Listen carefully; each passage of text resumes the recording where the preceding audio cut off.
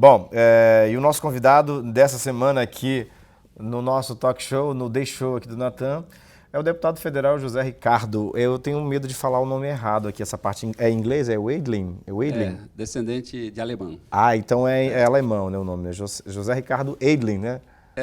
No caso aí, em alemão, o W se pronuncia como um V. Ah, Aí o pessoal fala Weidling. Wendling. Wendling. Pronto, já vou ter uma aula de alemão aqui para começar Não o tem programa. problema a pronúncia aí. Quanto tempo você já mora em Manaus? Quando é que você chegou aqui? Eu, na verdade, Natan, nasci no Rio Grande do Sul. Eu nasci lá, minha família se mudou para o Paraná, meu pai é agricultor. Certo. E na década de 70, e precisamente em 1971, o governo militar estava estimulando famílias do Sul virem para o norte, para o Pará e para o Amazonas. Então seu pai era militar? Não, é agricultor. Sim, agricultor. Aí eles estavam distribuindo terras aqui, Sim, o INCRA, sim. o governo federal. Aí minha família veio toda para cá. Eu tinha 6 para 7 anos de idade. Então comeu já era aqui, aí nossa. ficou aqui em Manaus, aí meu pai trabalhando nessa área, e ficamos aqui. Crescemos, estudamos, escola pública sempre, trabalhando. Desde novo tinha que trabalhar em casa, trabalhar na rua, fazendo alguma coisa, estudar e trabalhar. E o senhor se formou em quê? Economia. Você é economista, então, né? Eu fui trabalhar no distrito, comecei com 15 anos, na Sharp. Consegui um emprego, trabalhei 10 anos, Sharp, Sun e outras empresas. Passei no vestibular da Universidade Federal do Amazonas, economia. Me formei em economia e depois trabalhei 23 anos como economista. Até sair quando eu assumi o mandato de deputado estadual. E foi o primeiro mandato? Era vereador antes. Já era vereador, né? Vereador dá para você compatibilizar, vamos dizer, um trabalho profissional e atuação de vereador. Mas estadual aí é muito difícil. Aí já começa as diferenças. Você viaja, tem que ir para o interior, mais complicado. E em que momento você percebeu que você poderia contribuir com a sociedade entrando na política? Olha, na verdade, eu nunca pensei em estar na política propriamente, partidária. Como é que começou esse convite, então?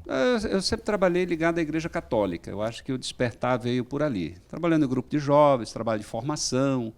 E depois eu presidi o Conselho Regional de Economia. Eu fui o presidente do Corecon, que representa os economistas do Amazonas e Roraima. E acabei participando de muitos debates, discussões sobre a cidade, as questões políticas. E, no final, tomei uma decisão, de participar mais ativamente. E a Igreja Católica, na época, em 1995, 96, a campanha da fraternidade era sobre política, estimulando as pessoas a se interessarem pela política.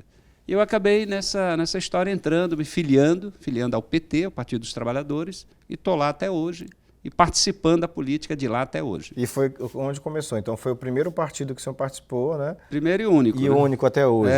Mas o senhor não é assediado para... Quando chega essa época de troca de partido, de etc., você não é assediado todos os anos? Olha, eu já tive vários conversa com convites, algumas pessoas, mas não propriamente para sair do partido. O senhor nunca recebeu um convite, sai do PT, José Ricardo? Não, nós só tivemos agora recente, nos anos recentes, o pessoal falando, não, o PT está com problemas e tal, seria talvez interessante mudar de partido. Mas eu acho assim, a pessoa tem que construir uma história, tem que ter uma coerência também, partidária, de identidade com pautas, com lutas. E o PT, mesmo seus problemas, eu acho que são bem menores do que aquilo de bom que já foi feito. Então, é um partido feito de gente, de lutadores, de professores, de pessoas que acreditam na justiça social, que a gente tem que lutar para melhorar a vida das pessoas. Política, na verdade, ele é um caminho para você trabalhar o bem comum, ou seja, melhorar a qualidade de vida de todas as pessoas. Então, onde é que o senhor guarda a sua Kombi? Eu tenho vontade de conhecer. Tem um colega que dirige, ele guarda lá na casa dele, que tem um espaço. A minha Kombi é uma Kombi simples, eu estou sempre onde você faz a sua campanha. Não tem trio elétrico, não tem assim, superestrutura, as suas campanhas? Eu comecei com o Praciano. O Praciano era vereador e deputado federal, e o Praciano tinha essa prática, ele tinha uma Kombi velha também, de prestar contas. De toda semana ir lá no terminal. E eu fui eleito vereador junto com ele. Ele foi o último mandato de vereador, depois foi para federal. E ele que disse, olha, Zé Ricardo, a gente não tem grande estrutura, nós não temos programa de televisão, de rádio, que você tem uma inserção. Então, a maneira de falar mais perto do povo é essa aí. Bota a Kombi, converso, falo do trabalho, levo informações. E eu comecei e estou até hoje nessa.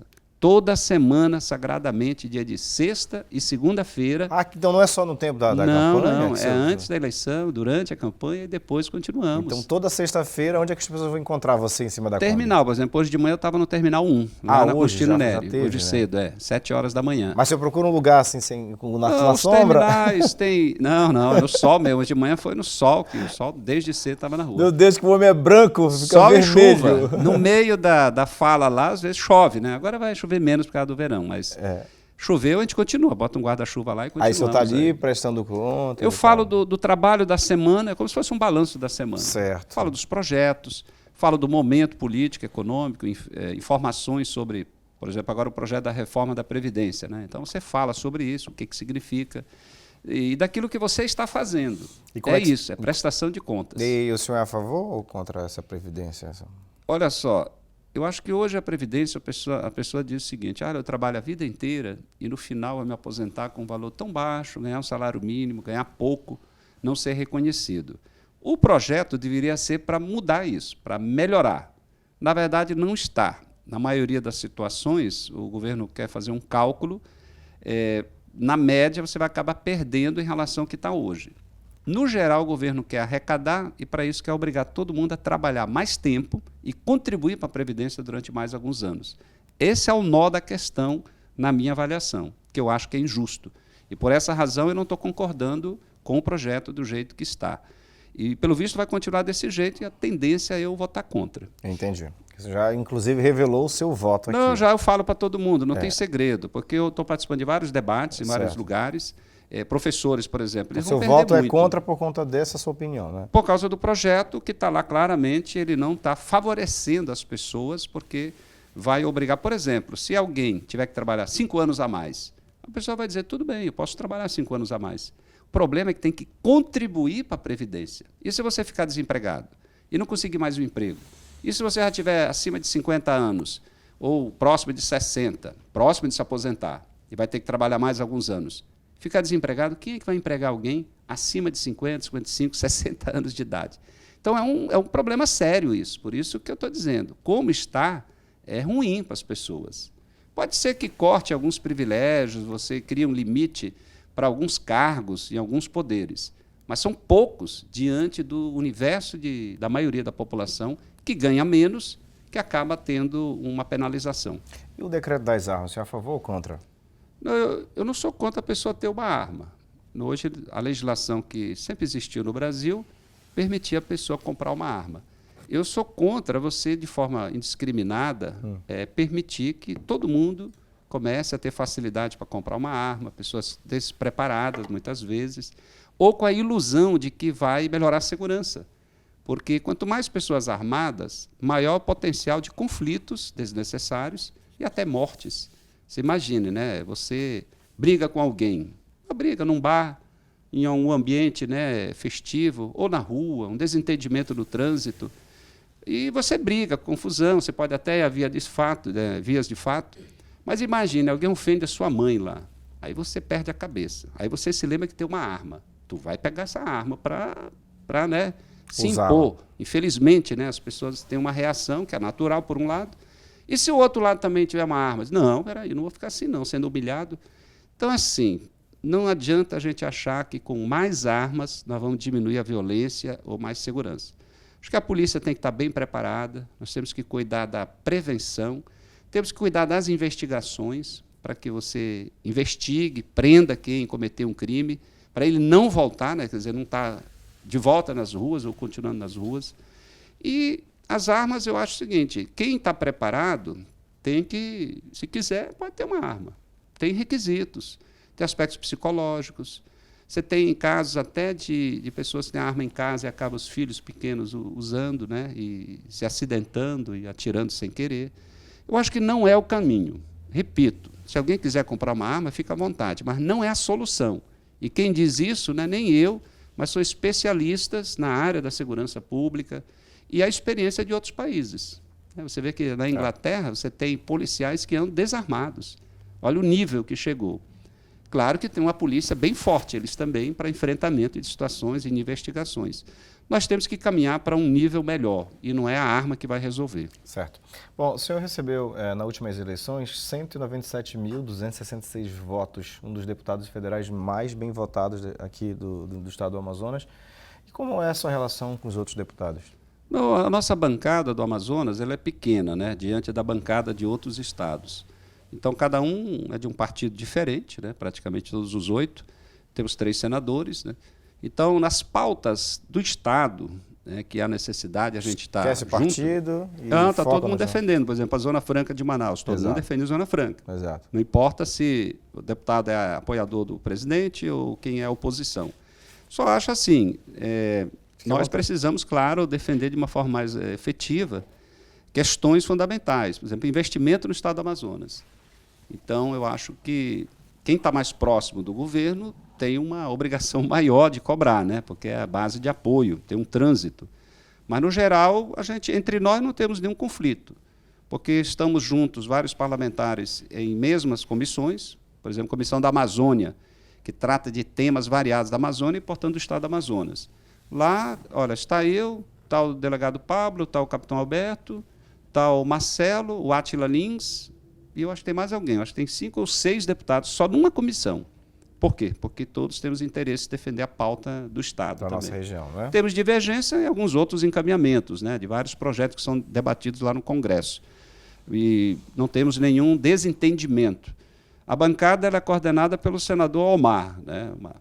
Acho até que nós estamos precisando reunir mais. E já estivemos juntos em várias pautas, com o ministro da Integração, Infraestrutura, das obras, cobrando obras e estradas, né? Tivemos juntos no Ministério da Saúde, principalmente cobrando investimento para combater a gripe, né, que estava matando aqui em Manaus. E eu não estive junto, mas eles foram com o ministro da Economia, que, aliás, é o ministro que está todo dia lançando falas e medidas que prejudicam a Zona Franca de Manaus. Exato, a gente vai conversar sobre isso. E o senhor, como é que o senhor vê, nos últimos anos, o Partido dos Trabalhadores que foi alvo da Operação Lava Jato? A gente tem um ex-presidente preso até hoje. O senhor acha que o ex-presidente Lula é inocente? E o que o senhor acha também da Operação Lava Jato? Um resumo. Eu acho que, primeiro, em relação ao Lula, foi o presidente que mais ajudou o Amazonas, né? Se a gente for olhar as obras, investimentos, benefícios sociais para a população, o Lula foi o presidente que realmente deu uma atenção muito grande para o Amazonas. Você vê o sistema de água na Zona Leste, o PROAMA, foi recurso que o Lula liberou. Você tem a ponte, né, essa ponte gigantesca, uma obra que seria impossível, né, de ser realizada, mas teve uma decisão política de um governo para ajudar a construir a ponte. Você tem os investimentos relacionados à questão do Luz para Todos no interior, que é um negócio fabuloso, além da expansão das escolas técnicas, que só tinha 3 no Amazonas, hoje tem 16. A lista é grande. Então, ele fez a parte dele como presidente. Tem uns problemas, acusações, foi preso, eu acho que está injusto, porque dizer que ele recebeu um apartamento, já provou que não pegou apartamento, não recebeu nada. Eu acho que é uma decisão injusta, tem um caráter muito político, porque ele era o candidato a presidente, ele ia ganhar, porque ele está em primeiro lugar nas pesquisas, e aí essa prisão e o fato de proibir dele ser candidato abriu portas para o Bolsonaro ganhar. Então, o Bolsonaro ganhou.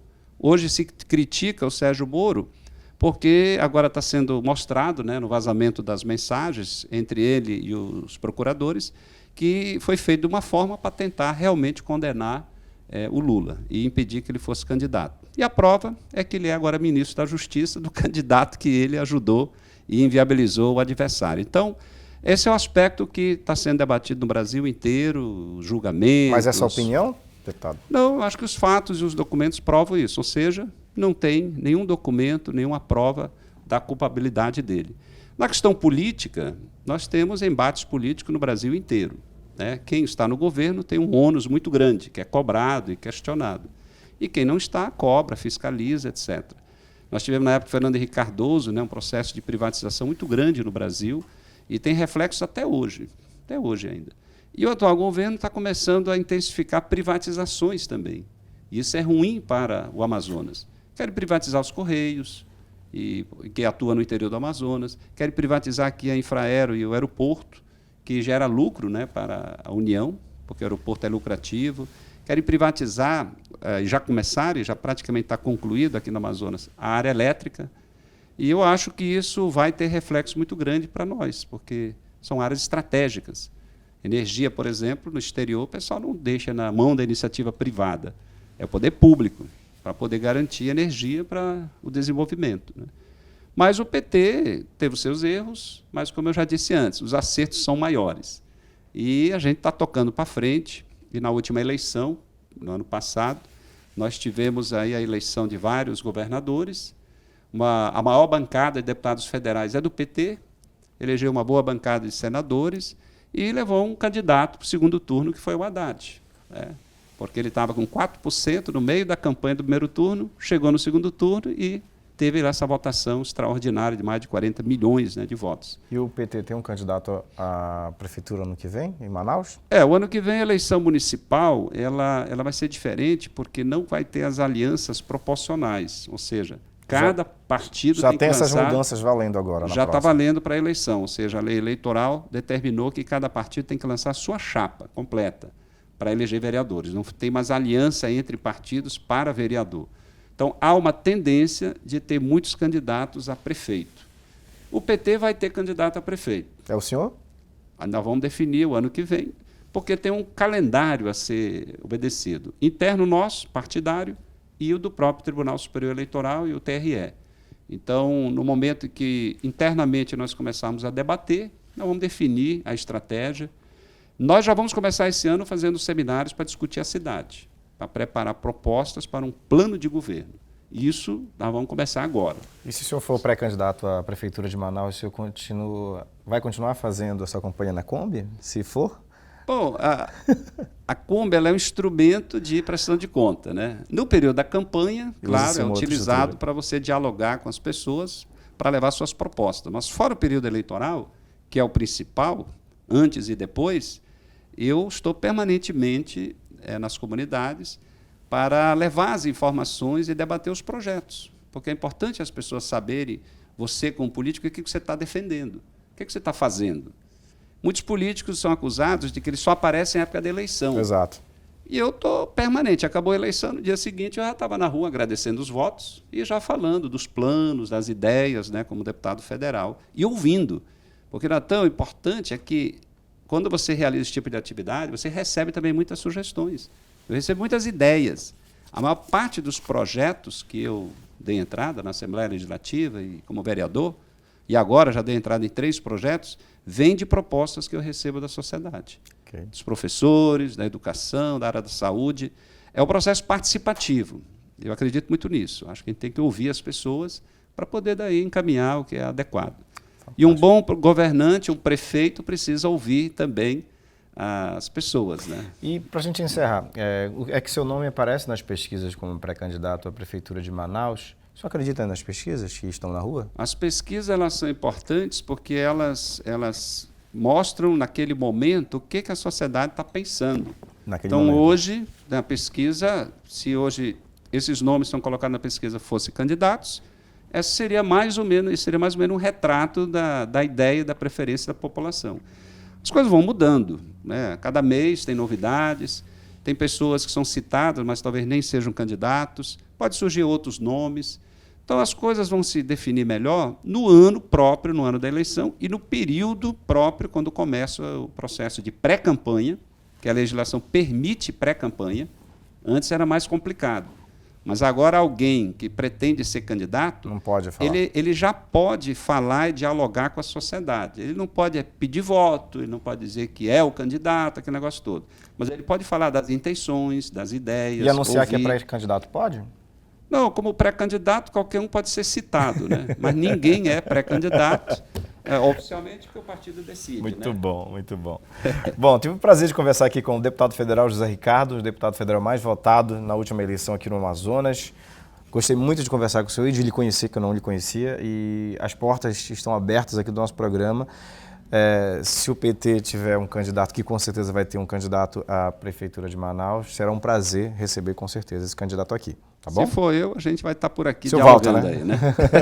Valeu, Natan, obrigado aí, obrigado. Um abraço aí a todos que acompanham aí a sua programação aí. Valeu. Semana que vem a gente volta com mais um convidado super especial aqui no The Show. Se liga aí, gente.